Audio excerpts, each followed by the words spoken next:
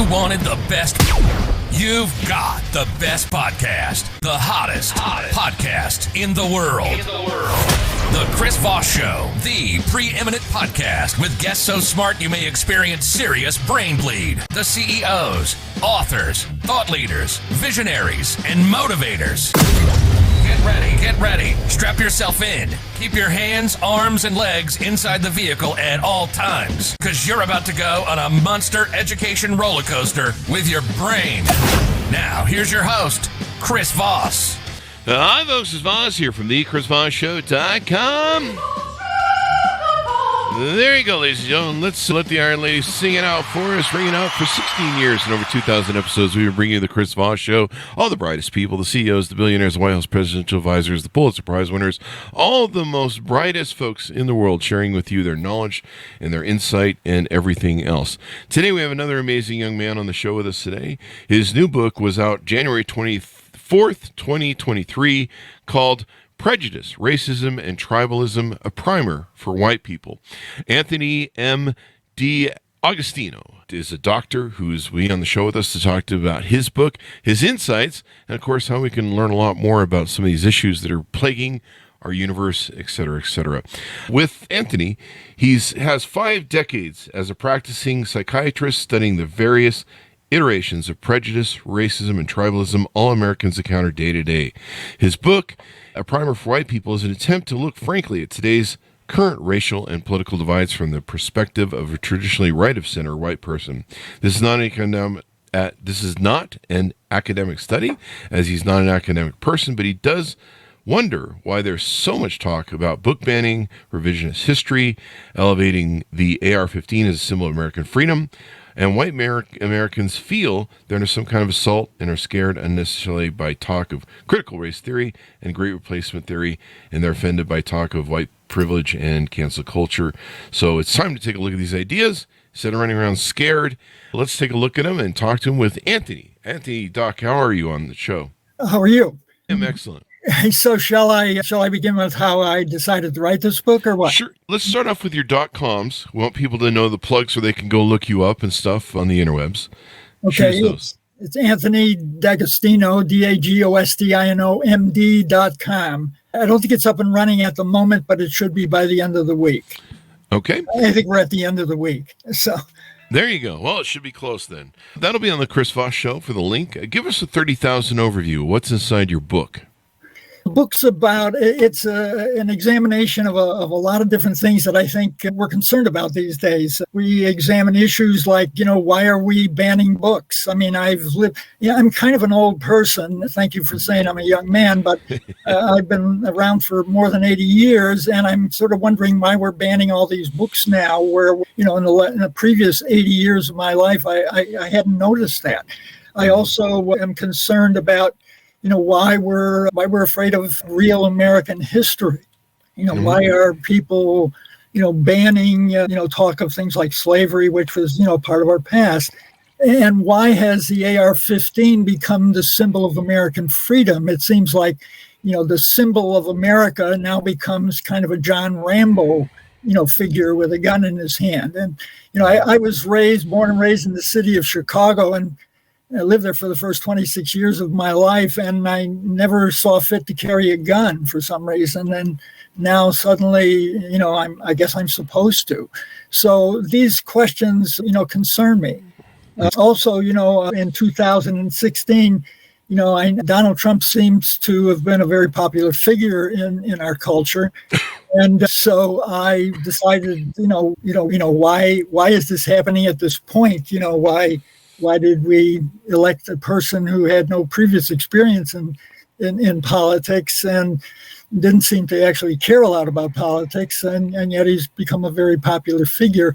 I was interviewing a patient of mine, at about the time, 2015, 2016, and I said, and she was very, very thrilled by him, and I said, why are you so enamored with this person? And she says, he's for us. And I said, what do you mean he's for us? He's for the white people.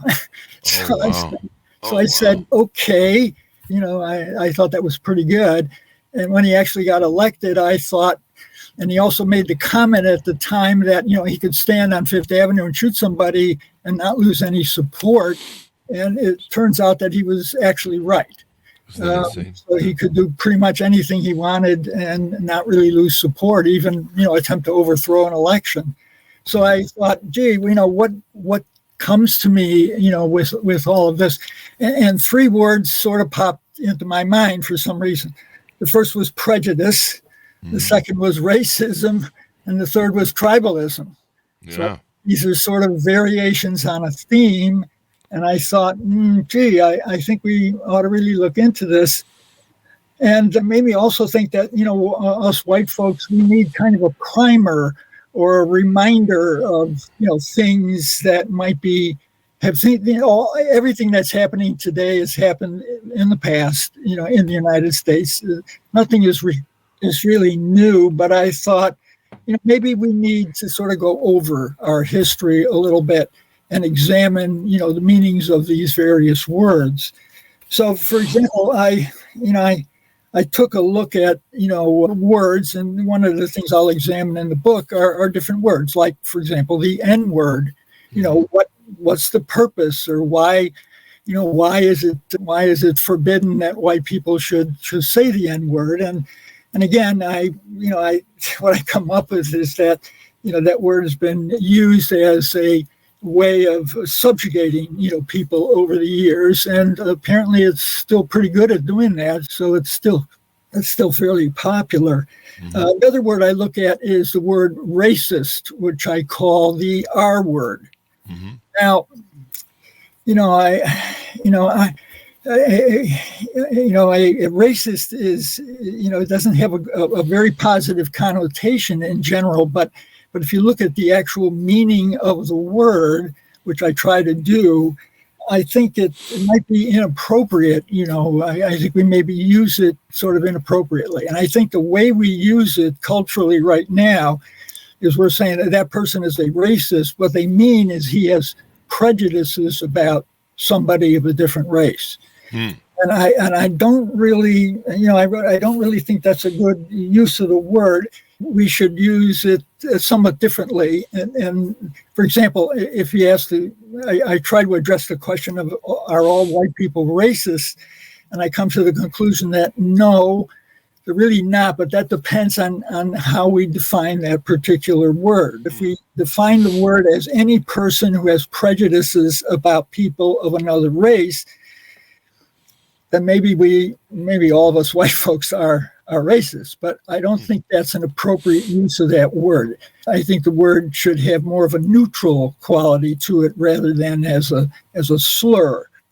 Yeah. And, because so let me ask you this: Does if racist is anyone with a prejudice, one thing that we do in our brains, and I'm not trying to make an excuse for racism or prejudicism, but this is an honest question from a psychology standpoint.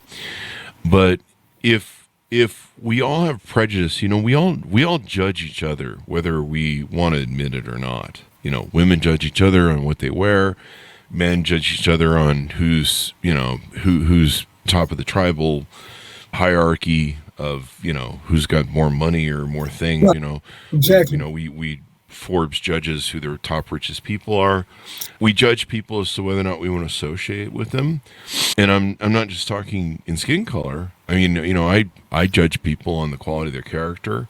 I judge people on maybe they have some really dumb ideas that I don't like, and so in a way, isn't that all prejudice in some way, shape, or form?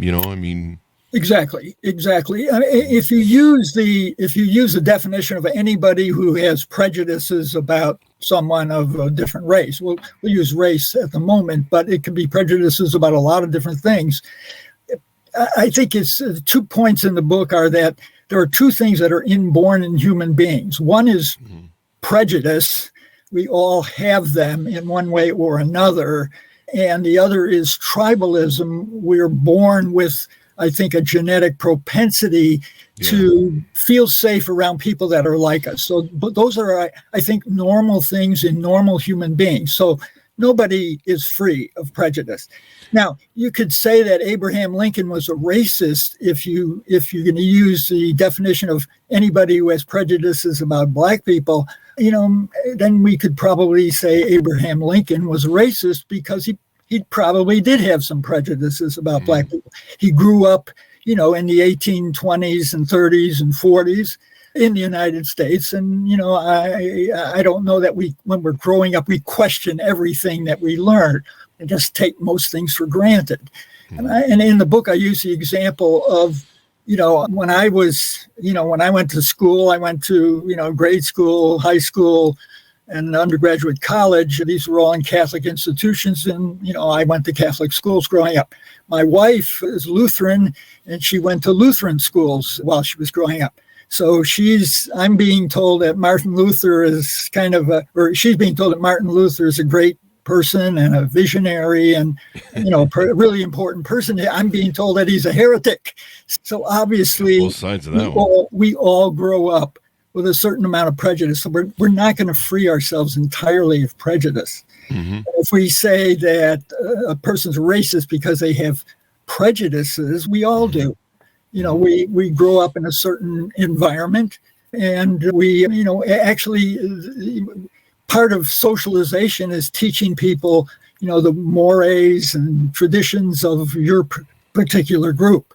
In the United States, we have what's called a multicultural society. So we're going to have a certain amount of clashing of those things. And I just use the example of Catholicism versus Lutheranism as just one example of many that we encounter and we have to deal with, as we grow up. That's what I talk about in the book, and that's what I think in many ways we should be talking about, at this particular point in history.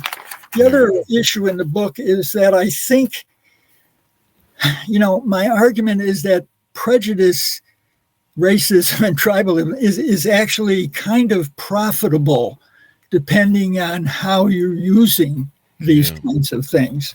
And, for example, if you have a person who, let's say he's 30 years old, white person with diabetes, type 1 diabetes, and he's married, he has 2 children, if we can exploit his prejudices, it's going to be very profitable for some people. So if this person, dislikes black people, dislikes Mexicans, queers, and liberals because the liberals are going to take his guns away, then if you can exploit that, that can be a fairly profitable enterprise because he's going to vote for the guy who, dislikes blacks, Mexicans, queers, and liberals because they're going to take their guns away.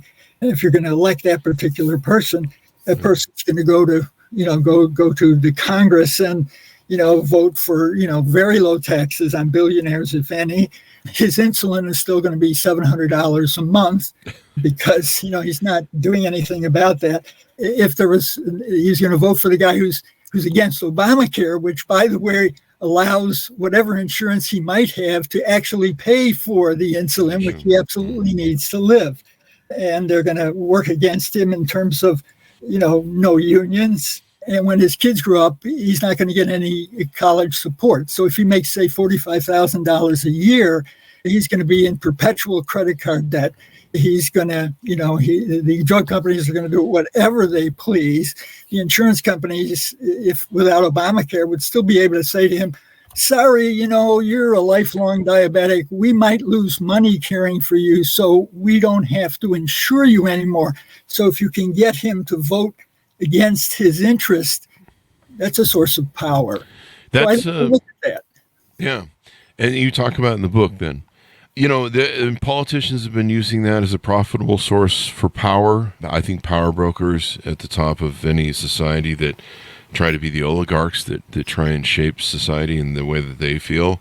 Certainly, white power, white voting power is a big deal in this country for certain parties. But you bring up a great point as to why I've always wondered, why do people vote against their best interests? But you're right. This has been going on since the beginning of man, where a politician goes, that stranger guy over there that looks kind of different and stuff, he's coming for you. You should fear him, and I will protect you from that man.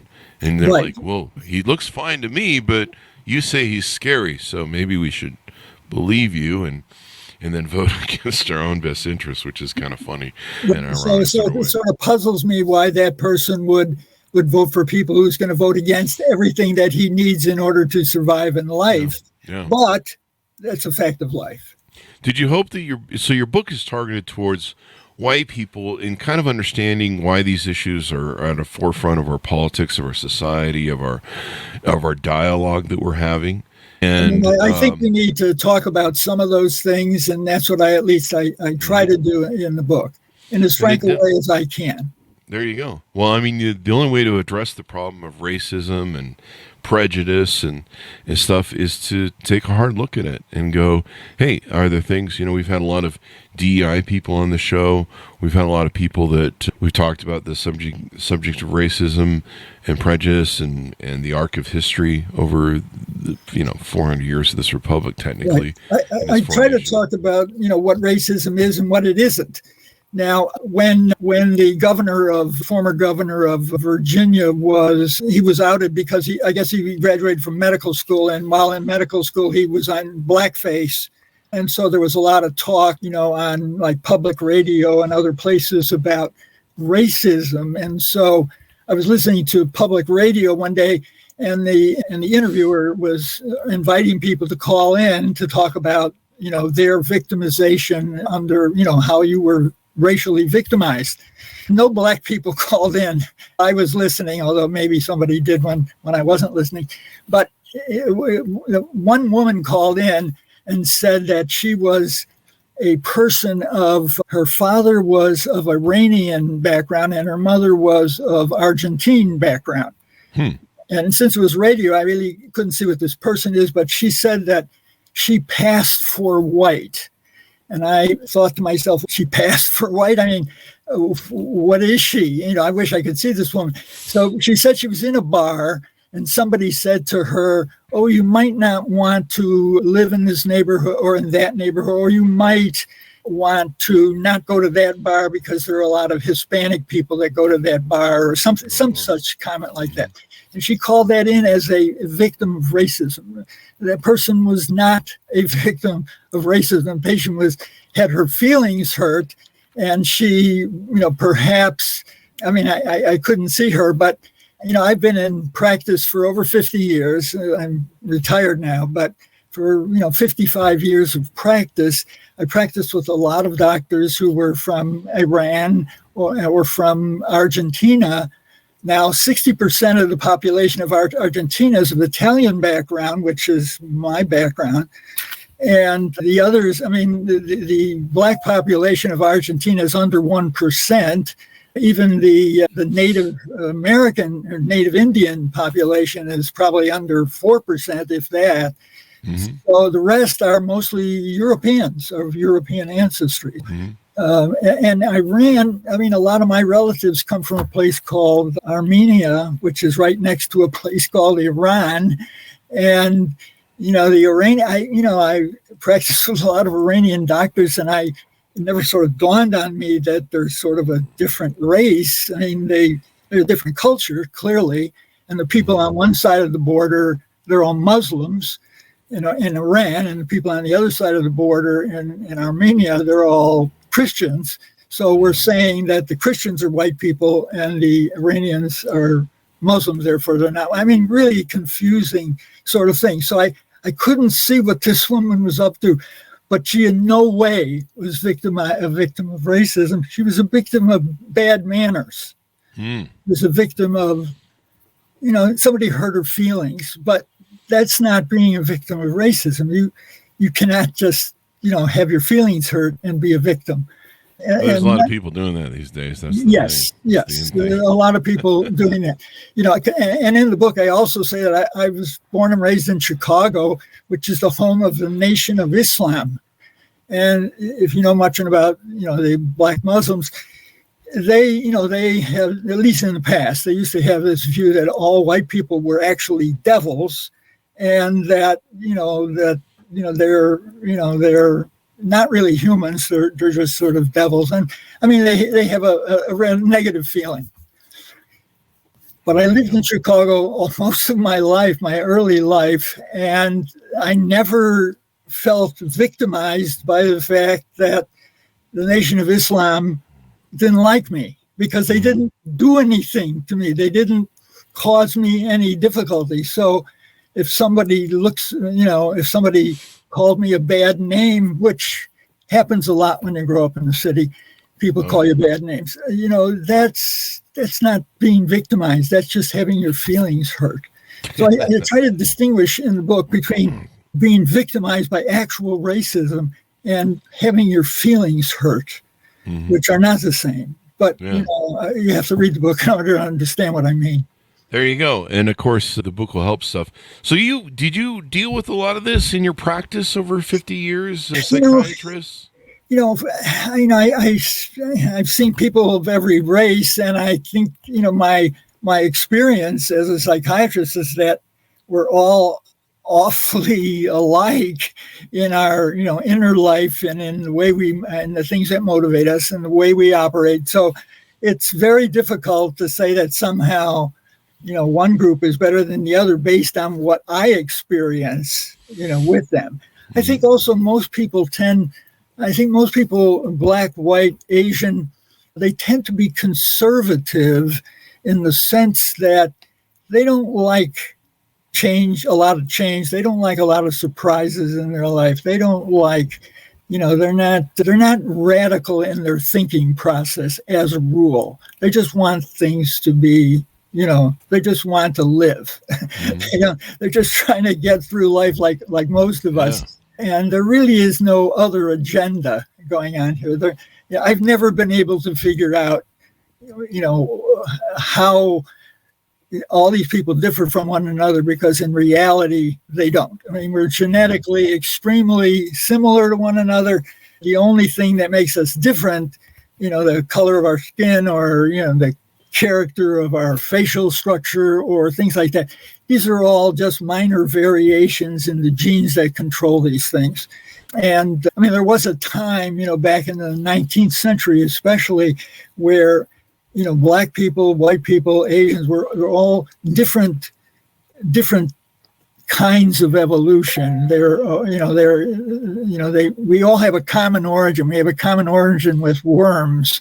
And, we all have this 4-base, structure in our DNA that does not vary, whether you're a worm, whether you're a human being, whether you're a tree, or whether you're a rhinoceros.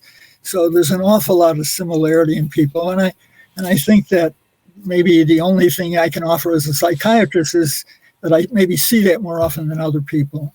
Mm-hmm.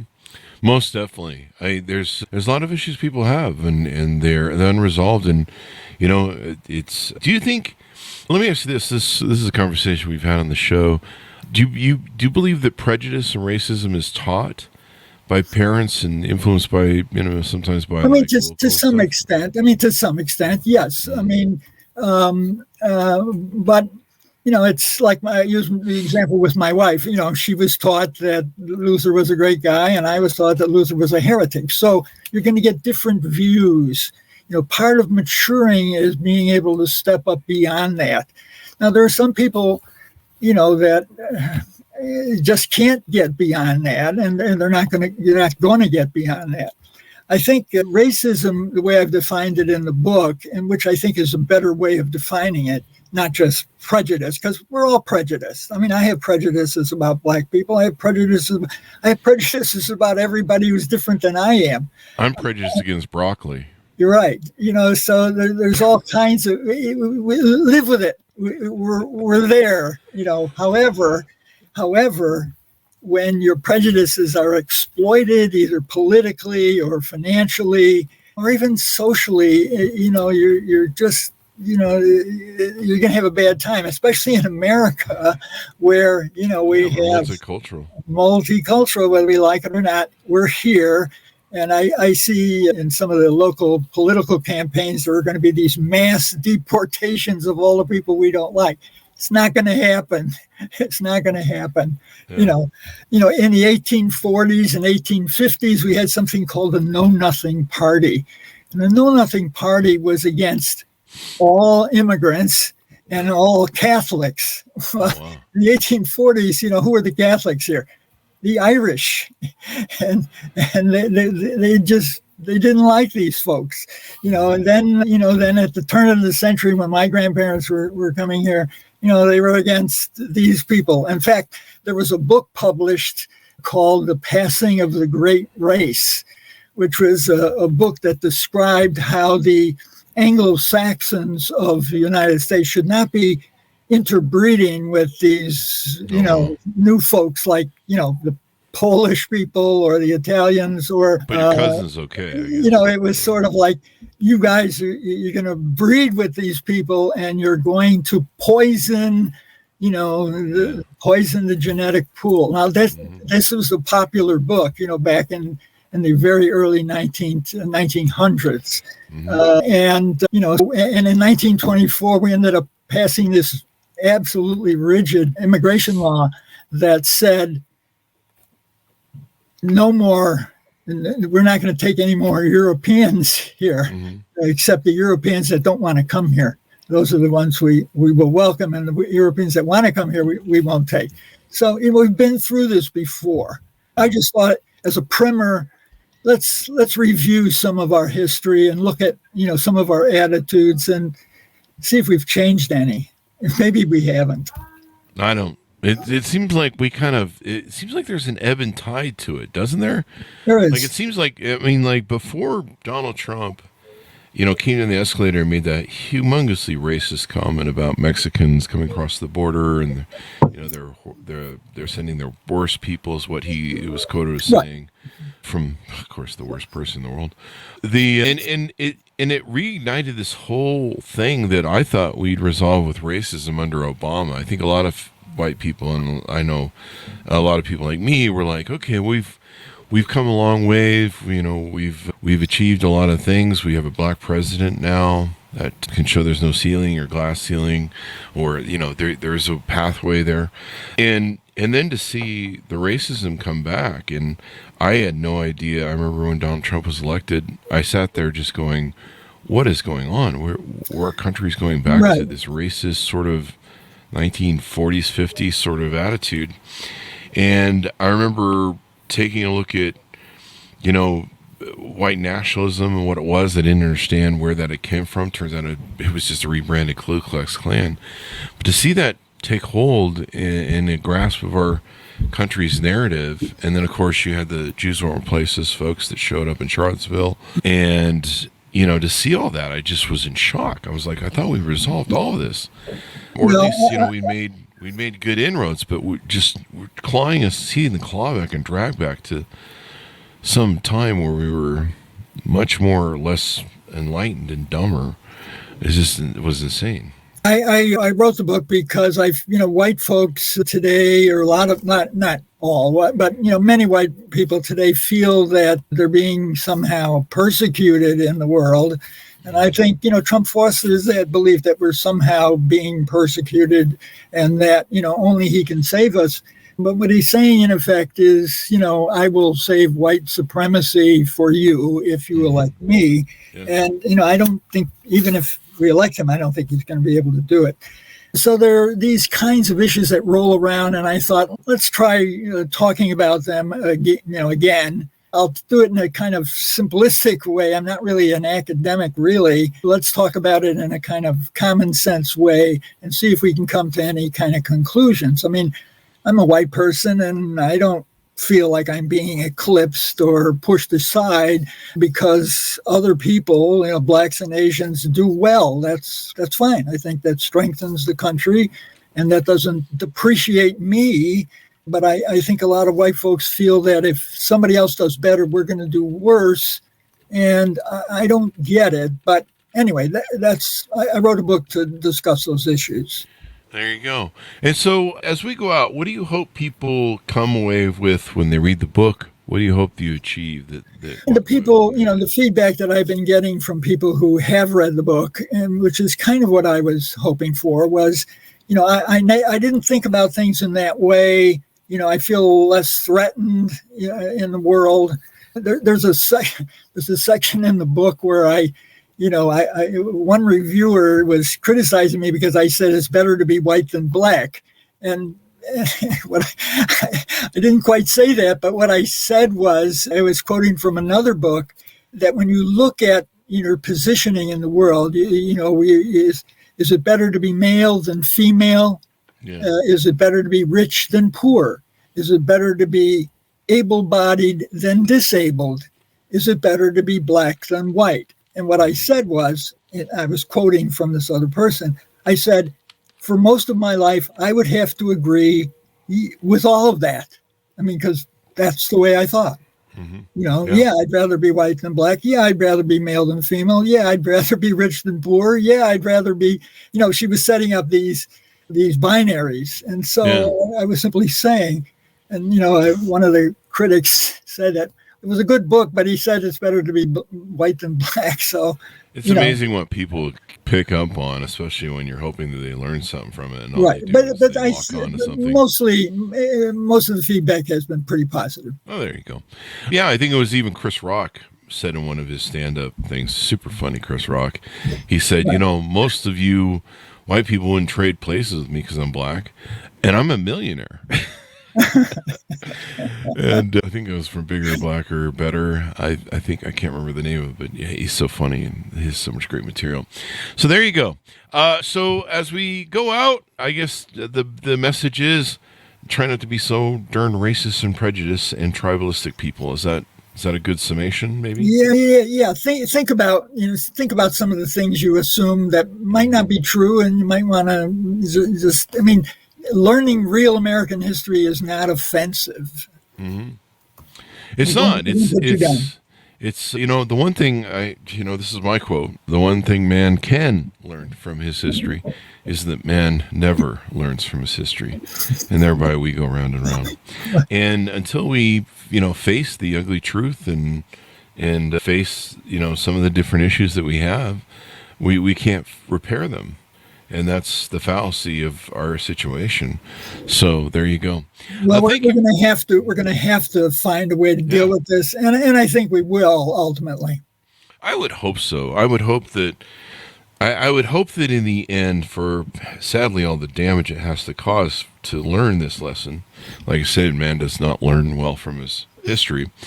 But I'm hoping that if we survive the signposts, we'll be able to look back on a day someday with Donald Trump and realize how ugly that was, and how that was the last clawback of a very ugly generation. Yeah, that's what I'm hoping for.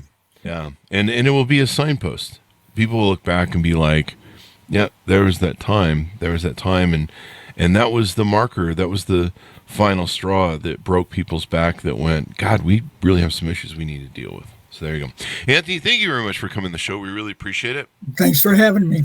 Thanks for my audience for tuning in. Go to goodreads.com/Chris Voss, LinkedIn.com/Chris Voss, and all the crazy places on the internet. Order up wherever fine books are sold. Understand what's going on. Remember, the one thing man can learn from his history is that man never learns from his history. So let's learn some stuff, folks. Order it up wherever fine books are sold. The book is called Prejudice, Racism, and Tribalism, a primer for white people. And probably, a lot of different other people should read that, because there's all sorts of different levels of prejudice and racism, even in different segments of other cultures and race. So we all need to knock it off and just learn to get along, as a man once said that was a good man. Anyway, thanks for tuning in. Be good to each other. Stay safe. And we'll see you next time.